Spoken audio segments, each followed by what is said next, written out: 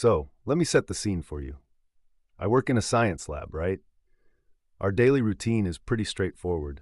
We conduct our tests, gather the results, and around 2 p.m., when everything's done and dusted, we write up our report. We usually wrap up our day by 3:30 p.m. But things took a turn when our higher-up decided he wanted the reports earlier, much earlier. One day, he strolled into the lab, holding one of our reports like it was some kind of trophy. He looked around, then he dropped the bomb. "I need this earlier," he said, waving his hands dramatically. "You guys always give it to me after the day's over. I can't make any adjustments. I need to know what's going on sooner rather than later. 11 a.m. would be much better." Now, I'm standing there, trying to keep my cool while my mind races. I wanted to explain that we need every minute until 2 p.m. to finish our testing. If we send the report before that, it wouldn't be complete.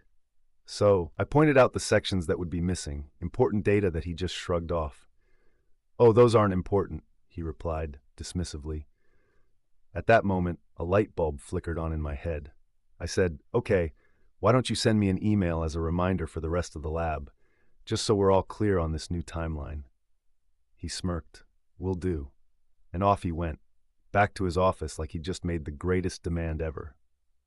I turned to my direct boss, who was just as stunned as I was. She smiled knowingly, and I could tell she was on board with whatever clever plan was brewing in my mind.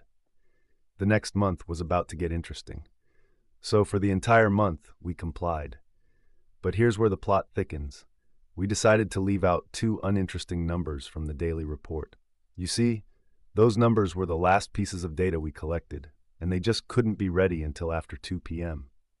Everyone in the lab was in on it. We all knew this was going to be good. Days turned into weeks, and we continued to submit our reports at 11 a.m., but with those two key numbers missing. The beauty of it? He never seemed to notice. Finally, the end of the month rolled around. Our boss's boss was gearing up to print out his compliance report. What should have been a simple task, right? He should have had everything he needed right in front of him.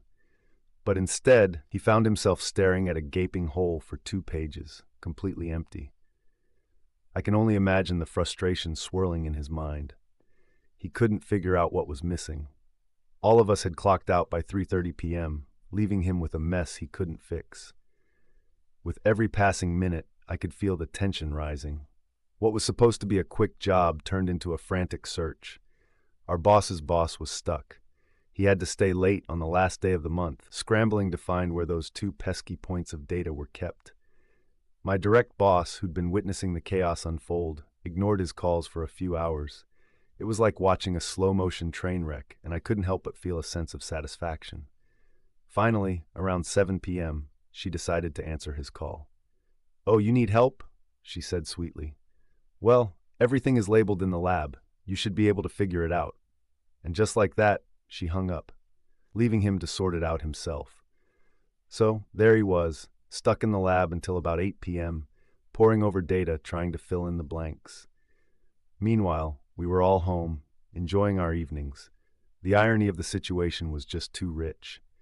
In the end, we had complied with his request, but in a way that taught him a valuable lesson about the importance of proper communication and understanding how our workflow operates. And you know what? Sometimes it's the little acts of rebellion that remind those in charge that they need to listen to the people who actually do the work.